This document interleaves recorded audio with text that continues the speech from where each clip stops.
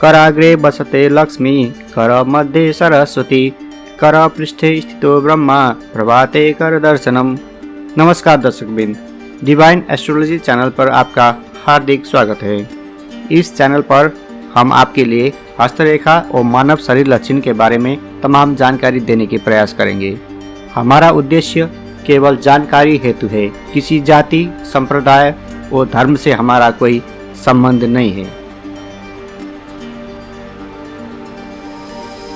हम बात कर रहे थे रेखाओं के उद्गम स्थान के बारे में। आइए अब बात करते हैं हृदय रेखा के बारे में। इस रेखा को अंग्रेजी में हॉट लाइन और भारत में इस रेखा को विचर रेखा भी कहते हैं। ये रेखा बुध पर्वत के नीचे से प्रारंभ होकर बुध तथा प्रजापति के क्षेत्रों को अलग अलग करती हुई तर्जनी के नीचे या गुरु पर्वत के नीचे तक पहुंच जाती है। सामान्यतः ये रेखा सभी व्यक्तियों के हाथों में दिखाई देती है, क्योंकि इस रेखा का सीधा संबंध हृदय से होता है। जिन व्यक्तियों के हाथों में ये रेखा कमजोर होती है, वस्तुतः वे व्यक्ति अमानवीय एवं क्रूर मालूम पड़ते हैं। अलग अलग हाथों में ये रेखा अलग अलग लंबाई लिए होती है।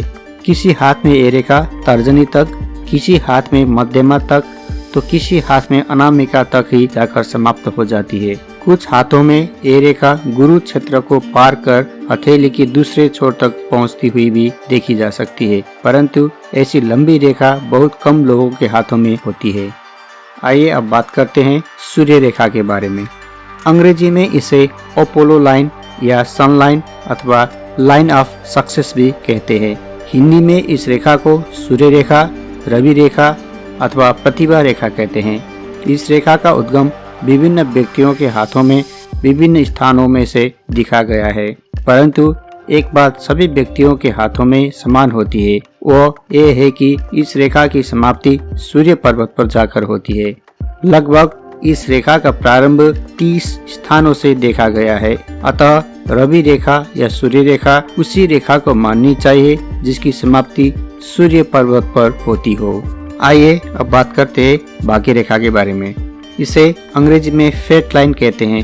हिंदी में इसे भाग्य रेखा, उर्दू रेखा अथवा प्रारब्ध रेखा भी कहते हैं। ये रेखा सभी व्यक्तियों के हाथों में दिखाई नहीं देती। साथ ही इस रेखा के उद्गम भी कई स्थानों पर होता है, परंतु एक बात भली प्रकार से समझ लेनी चाहिए कि जिस रेखा की समाप्ति शनि पर्वत पर होती है, वही रेखा भाग्य रेखा कहलाती है। जब तक ये शनि पर्वत पर नहीं पहुंच जाती, तब तक इस रेखा को भाग्य रेखा कहना सर्वथा उचित नहीं है। कई हाथों में ये रेखा बुध पर्वत पर भी पहुंच जाती है, परंतु वास्तव में ये रेखा भाग्य रेखा न होकर कोई अन्य रेखा हो सकती है। इस रेखा का विकास हथेली में नीचे से ऊपर की ओर होता है। कुछ हाथों में ये रेखा शुक्र पर्वत से प्रारंभ होती है, तो कुछ हाथों में ये रेखा मणिबंध से प्रारंभ होकर ऊपर की ओर उठती हुई दिखाई देती है। कुछ हाथों में ये रेखा सूर्य पर्वत के पास से भी निकलकर शनि पर्वत तक पहुंच जाती है। अतः इस रेखा का उद्गम अलग अलग होता है। इसकी समाप्ति के स्थान से इसके उद्गम का पता लगाना चाहिए। नवीन जानकारी के लिए हमारा चैनल को लाइक, शेयर तथा सब्सक्राइब करना मत भूलिएगा।